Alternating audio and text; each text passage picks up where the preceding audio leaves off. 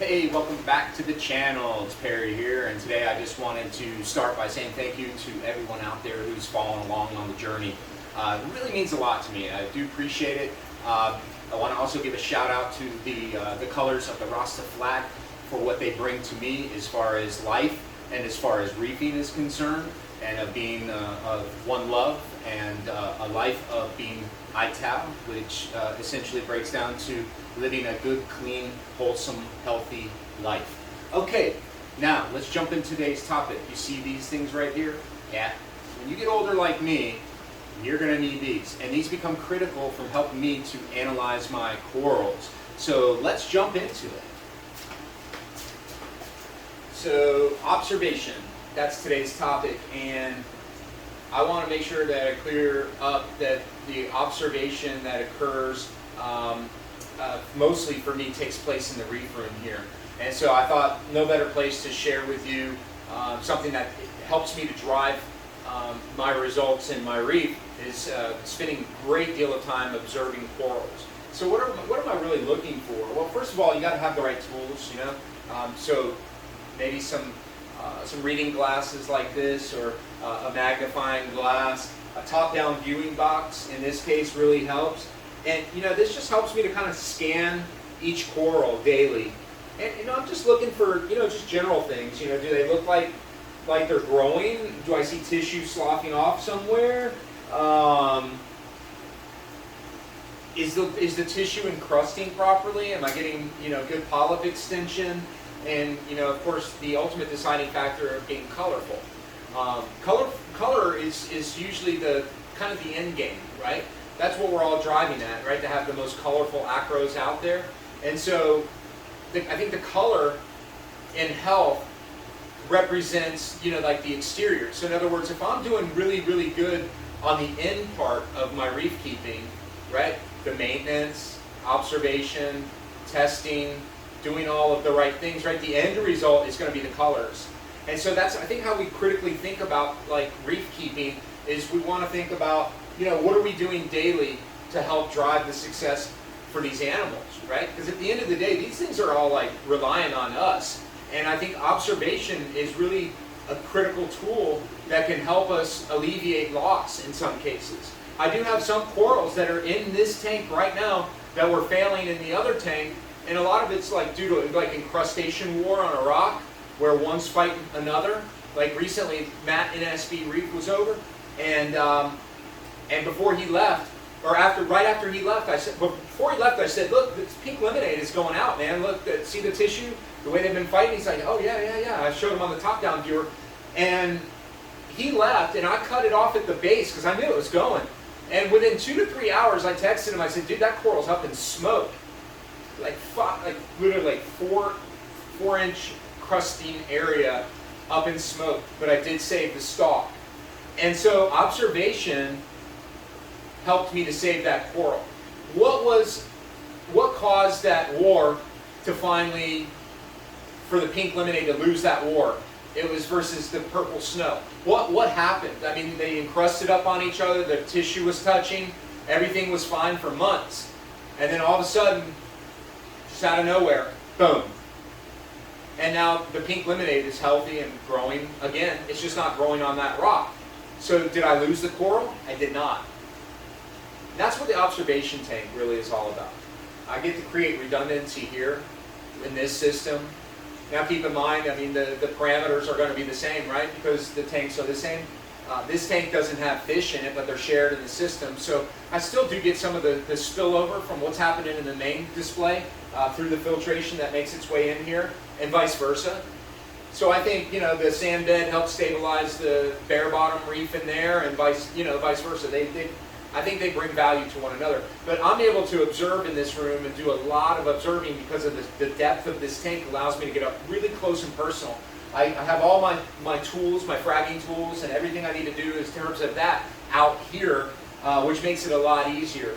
Now, when I do need to frag, I can obviously go in and frag in the other room, but I keep all of it here and readily available, so I can do it anytime, you know, on a moment's notice if necessary.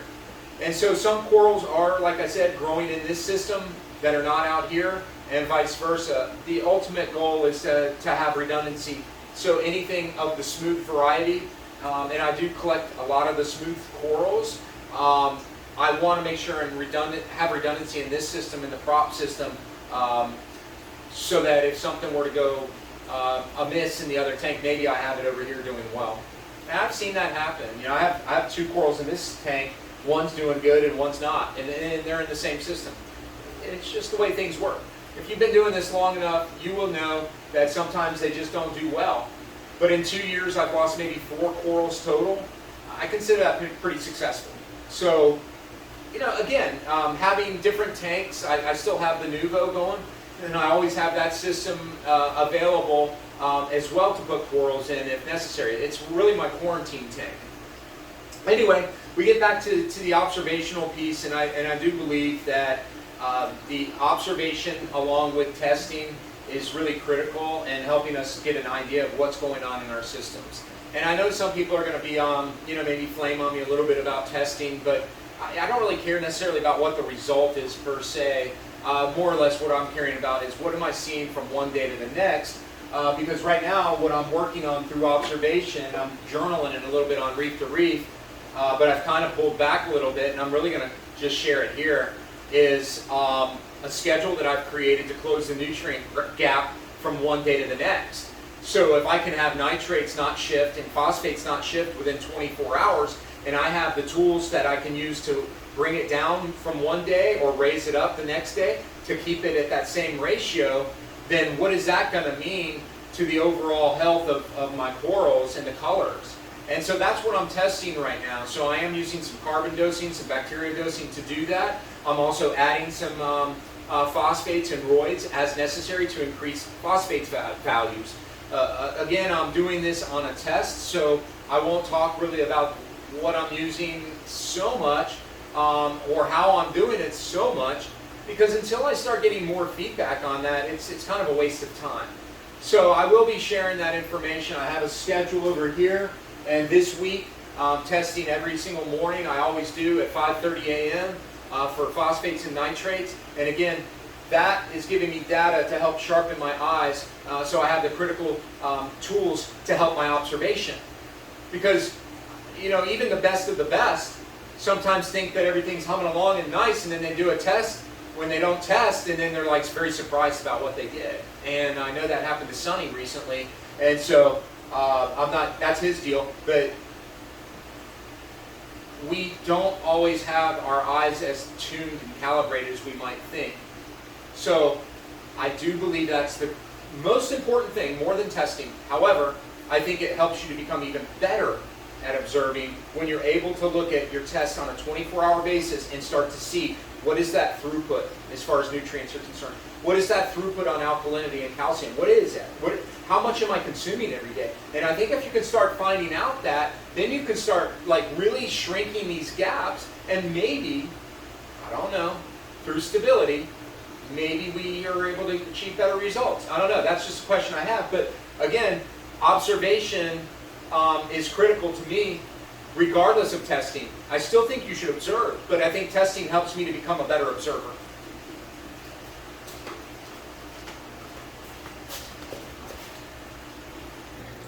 Here's an example of what I mean. See this piece right here?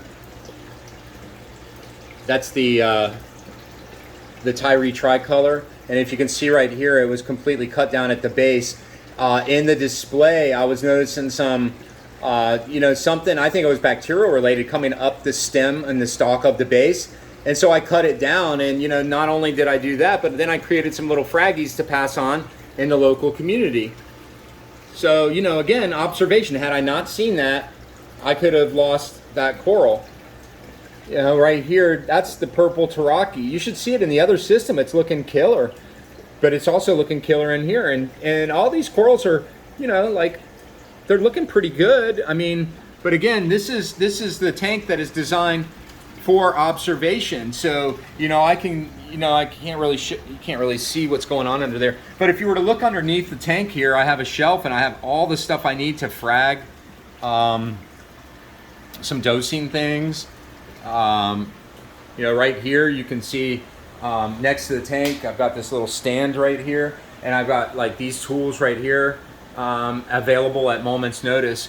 Again, keeping, you know, this, you can see the footprint. I mean, it's really well designed for, you know, for observation, especially at night. You see how I can like look through right here? So at night, like the lights are off at like 6 o'clock, but that you can still see the light through that window right there. And by doing so, I can actually see the polyps at dark, you know, because I can still see the light. So I can see if I'm getting nighttime polyp feeders. It's pretty cool, especially when you throw in some coral food or something like that. You can really see a nice response, and it's nice to observe that, you know, in the dark, but it's still light out.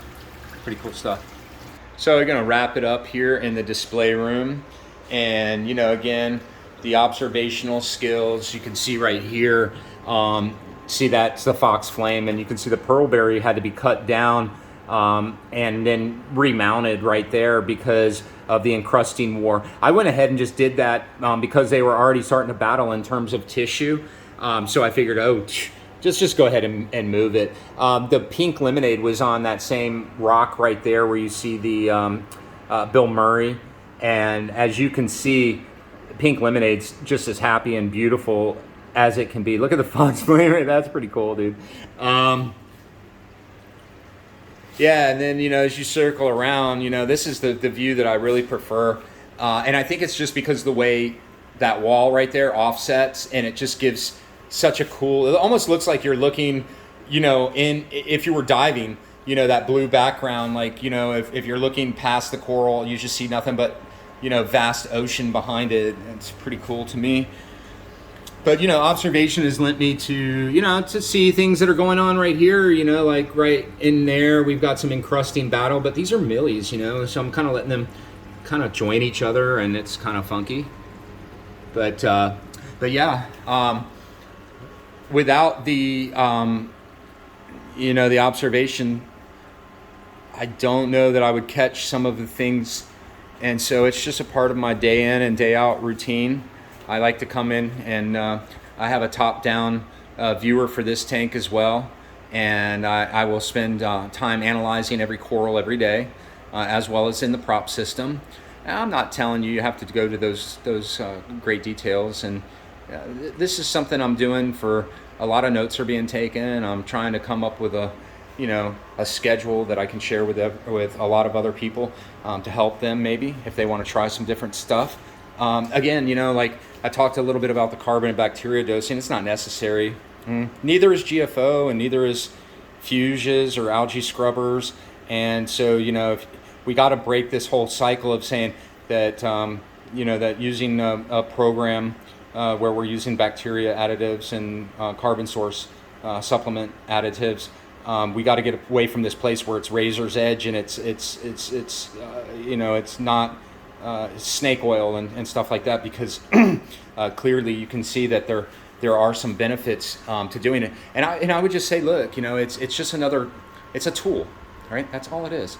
It's nothing more than a way to help you get a desired effect, whether you're using GFO or algae to help remove nutrients. You know, again, there's so many different ways to get success. I think we as reefers need to recognize that. What are some of the commonalities that we have is the microbiome. Yeah, like, look, that to me is really where we all have a kind of a common thing. You know, I don't think these corals are going to do well in systems that don't have a developed biome, or, you know, a microbiome, right? And so whether you use algae or whether you use carbon source or bacteria, whatever you use, I don't think that that's going to play too much of a difference. Again, it's just a tool to help balance out your tank. And if we look at it like that, then we can just look at it like that. It's just a tool. It's nothing else. It's not necessarily just a system. It's not steroids. It's not cheating. It's none of that. It's just a different way of getting the same darn result. All right, guys. Have a great day. Again, thanks for following along. I appreciate your time.